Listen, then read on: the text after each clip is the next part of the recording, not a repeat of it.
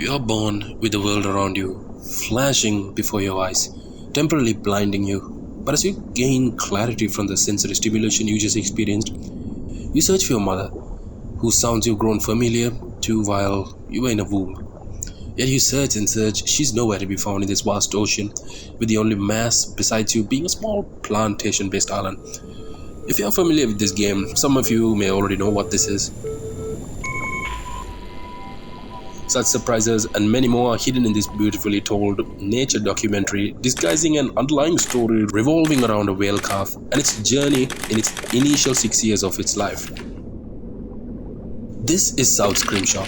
It's a game/interactive visual novel by Nathan Omage, who apparently spent about 4 years in the creation of this 1.5-hour documentary, yet all the effort spent shines through the art, direction, music and little details that have been planted into this novel. It's a story that centers around a whale calf belonging to a species of whales inhabiting an alien planet called Aria. And trust me when I say this, but there are some real aliens in this one. Even Ben 10 wouldn't consider transforming to some of them aliens. These whales are being monitored by humans, who have advanced their transportation technologies to greater length to facilitate interstellar travel. And that's right, Elon Musk just, decided to use his SpaceX rockets for these purposes and to watch the whales do their thing. And I think it's not that bad of an idea given this game.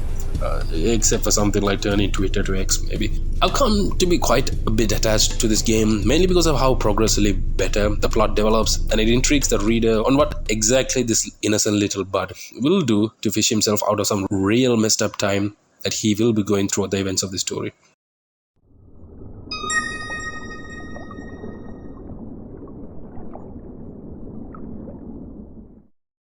First thing I would like to point out is the main narrator of the game, who adds a lot to the legitimacy in the documentary. What is the benefit of living on a whale? It is currently hypothesized that vellum worms distinguish the welcome from the attackers through smell and taste.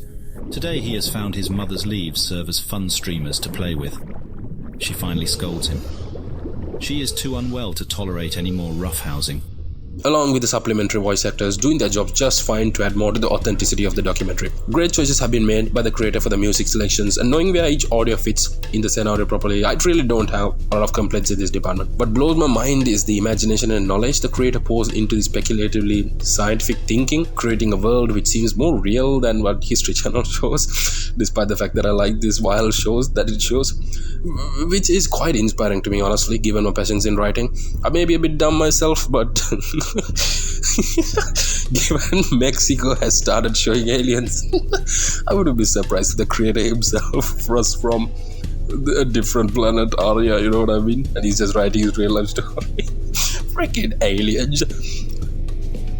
I like the feature of the white underlined text, which supplements the main documentary itself. It gives some background information as well as small short stories that builds the lore of the universe of South Scrimshaw's events, making the player have some space for mystery and be able to discuss about aspects of the game that it did not fully explain, which I absolutely love, and I like when teams do that. But overall, however, its art and story shines, which you will see throughout the video.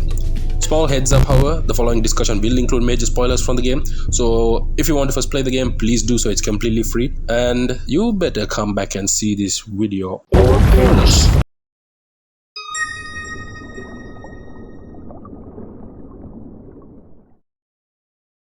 The Brillow whales have to make a choice between what type of whales they want to be, which is synonymous to what a lot of humans go through in their life, that they have to decide for themselves what type of person they want to be in the future at some point in time, especially in the present day and age where everybody seems to have some form of identity crisis, not knowing their purpose, how they should live their life, which is very well described by the vehicle of the story of a young Brillow calf.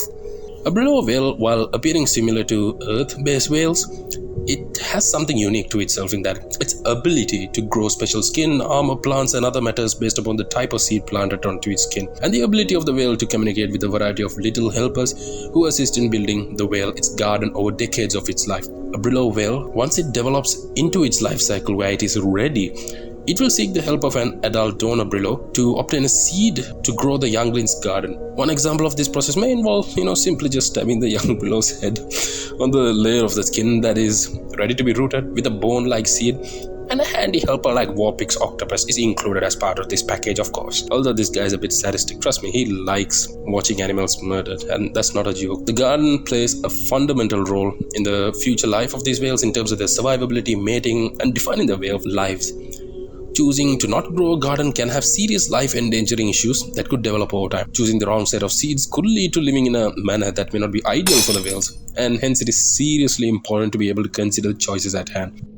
The Brillows could either choose to go in their mother's garden paths, which 50% of the Brillows are estimated to follow, while some go in search of seeds from other adult whales, but at the luck of those adults' willingness to nurture and teach the young whale its own way of living life. The way of a Brillow is a philosophy of life. It symbolizes the different ways to live life, whether that's to be part of an exclusive pack of special hunter whales or seek the way of camouflage like this oddity, like I told, some real aliens. The options are almost seemingly endless.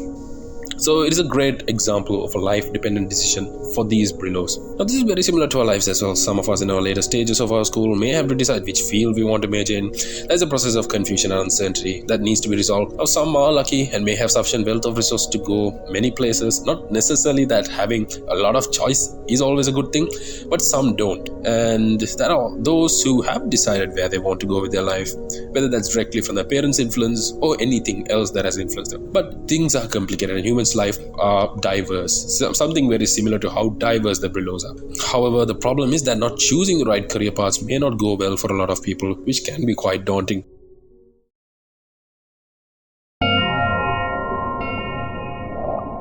I do want to say that I am by no means an expert in psychology, nor am I a therapist. I will only be just using my experiences, learnings over the course of my life, to interpret and talk about the story and share any thoughts.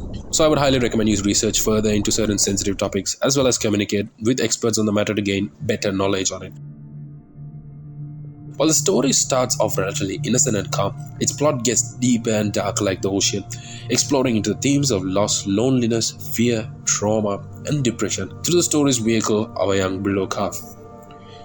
One of the mother whales, after losing her calf, adapts her whale body to grow further eyes on herself in order to be better able to tackle any situations the next time a stalking predator is ready to prey on her adopted calf or even herself. I, however, also feel that these eyes symbolize the hyper-awareness that a person who has gone through traumatic events have developed, given she does not want to have any more blind spots, constantly looking around what could be lurking in each corner to ambush her or those she cared about. Our calf, not being that old itself, already witnesses some horrifying events from a marine predator attack in chapter 3 that ends up permanently scarring our calf for the remainder of the story.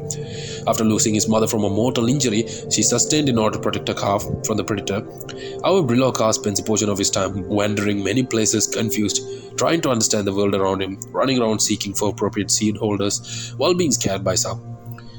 He is slowly losing his stock of curiosity, however, and eventually feels lost and scared of this world alone without his mother. This is most true for a lot of orphans who lost their parents at an early age. But it's also similar to attending school for the first time for a child. This could be a new job. There could be a artistic or creative passion of yours you're trying to pursue. But the thing is that you don't know whether it will work out or not. It all feels new. The uncertainty from the new environment you entered can cause tremendous anxiety once it's that stage of your life where you're led to handle things for yourself rather than being spoon-fed to do anything. But it's not all dark and gloomy in this game. There are aspects of the game that are quite positive, wholesome and encouraging. For instance, when our young Brillow calf finds another young whale who has just recently been planted a seed on its head, the friendship is quite important for the Brillows, at least as the scientists theorize, in order to get them to their first steps of adolescence.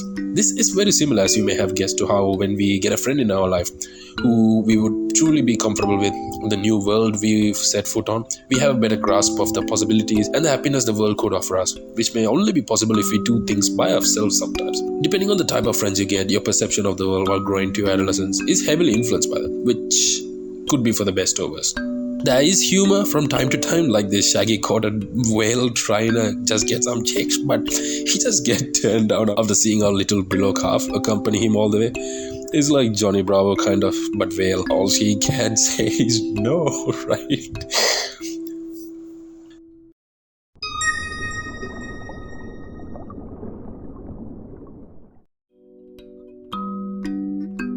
And as we are nearing the end of this video, I would probably want to finish this on my most favorite part of the whole game, the ending. A satisfying one, truly worth the whole journey. Despite our whale being inflicted with a long-term fear of any predator, even closely resembling sharks, even some of them being relatively harmless, like these stupid choppers. Interesting choice of words indeed.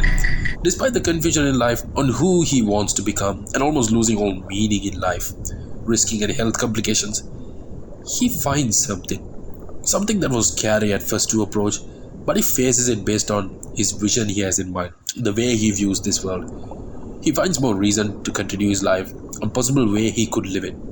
He finds an exiled whale near a cave under the waters. The loner is a dangerous one, given the trophy that sits on top of his head, immediately sending signals to anyone on how he should not be messed with. Given the dark aspects to the story, it would sometimes be not surprising, given this moment was the young calf's last, at least to me. Unexpectedly, however, our young calf celebrates his finding and plays around with the old-timer. It took me some YouTube comments for me to realize what was kind of going on. I didn't realize it at first, but it was the large shark skull. It's the elephant in the room, or in this case, a shark skull on the roof. I'll stop, Jesus. Sitting on top of the killer whale. This meant that our calf knows what capabilities he himself could be capable of if he was to get the seed of this Leviathan. The Leviathan is exactly what a youngling needed. Even our calf may not have thought of being a possibility, but his curiosity and circumstances brought him here. Our calf still approached adversity with friendship, and friends he did make with the lonely Leviathan. As the calming and hope-inspiring music plays on the background, a wholesome scene plays out of the Leviathan itself, attempting to remember a song that was not a threat, to welcome his new apprentice killer surprised by his actions. This was a moment that not only relieved his experience, but you also feel some sort of sympathy and liking to both of them. Come on, this shit just looks incredibly sick. How are you not supposed to like this man? This scene was something that I personally grew attached to, because I would see YouTube videos of this particular scene multiple times, even during moments when I felt things were just too hard to manage. You gotta keep your shit together, and this scene, I guess, kind of helped me. Like, I don't know whether I felt happiness, motivation, or something else, but it made me feel good, and I thank the creator for this scene. This story has many angles to it in which its messages can be interpreted in multiple different ways. At least this is what I can think about if I was to talk about one thing that I really have been thinking a lot about. Life is hard and can be fearsome, but using your fear to your advantage rather than letting it down is very important. But how do you use fear to overcome problems? What are you talking about, dude? Well, the answer to that is information. Knowing more about your fear and its root causes is vital. It could help to know the actions required to either get rid of that fear, or more accurately, the root problem that's causing the fear.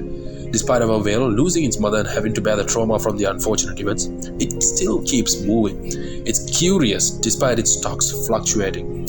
It keeps finding things and does not hesitate to approach something if it envisions something greater could be achieved. And it does not if it feels it is not ready for it. But it never gives up. It keeps itself distracted and does many things without actually realizing that its actions are helping it live through its overwhelming existence. It's finding more answers to its living, to better tackle life by first learning more about the world around it. How is that possible? Of course, exploration. And what does it lead to? More information. It chooses what to reject, what to approach, what it currently needs, while also learning about the possible fears from trauma, especially with one particular scene where it sees these sharper sharks, and it kind of is reminded about its trauma, something that could have led to thinking about what its needs could be in the future. Its actions open up paths to many factors that play a role in its development. Hence, both the whale's actions, but also any external factors do lead to its life coming to this point. The fear of sharks has actually worked favorably for our calf in this case, which is not always the case. But in this case, it steered its path into finding a way of living its life away from a hunting pack, which could have been a great opportunity. But because of its fear of chopper sharks, it avoided them. But it actually arguably found a better shark killer wearing a giant shark skull as a trophy on its head. By obtaining the seed of a more suited shark hunter, a specialized one, our whale has good chances of not only defending itself, but possibly being able to strike back at the sharks with the knowledge and wisdom learned from the larger whale. He would probably be unbeatable to the predators at this point, and this is some shit I want to see in part 2 of the game. Now, Some key things I do want to conclude this video on is that there are of course nuances to many of the topics I talk, and I can't talk about every single thing. There are of course diverse ranges of discussion that could be talked about, but I was talking in general terms. And does my opinion on how to overcome your fear work? It may not, to be honest. I think at the end of the day what I want to do is exactly what I'm saying in this game. I'm giving information. Of course, learning more about your life is very important. And even if you feel like you have fear of learning itself because you don't want to identify something that's scary, well, just relax. It's fine. If you don't want to learn about it, it's fine. But at least take some steps to solve that problem. Taking small steps are pretty important. Of course, taking outright steps to solve certain problems you may have, it may not be possible sometimes. And also at the end of the day, when you're at your worst times in your life, sometimes how you view the world and the positivity you have, like our little young Brillow here, who decides to make friends with straight up the killer himself, is just motivational as hell. So you should learn a lot from this story, see what applies to you. Use your common sense, of course, to apply to your life. Does that mean that the whale also solves all of its problems? No, it will definitely miss its mother. The trauma will stay to an extent. It's not like it's going to become a good hunter overnight. Absolutely not. He will have a learning process. But what you have to learn is that taking steps and never giving up is key. At least that's my interpretation of this game. So yeah, that's the end of the video, and I really hope you enjoyed this one. Make sure to check out the links that are there to the creator of the game himself, as well as the links to other resources that I've used to create this video. And if you stayed till the end of this video, I'm like, that's so wholesome. Like, thank you very much for watching the whole video, and I'm just speechless. It makes me happy that someone reaches till the end of the video. And yeah, that's the end credits of this video, and I hope you have a nice day. Leave a like and subscribe, comment down below what you think about the game. And yeah, that's it. I'm out, and see ya. Take care.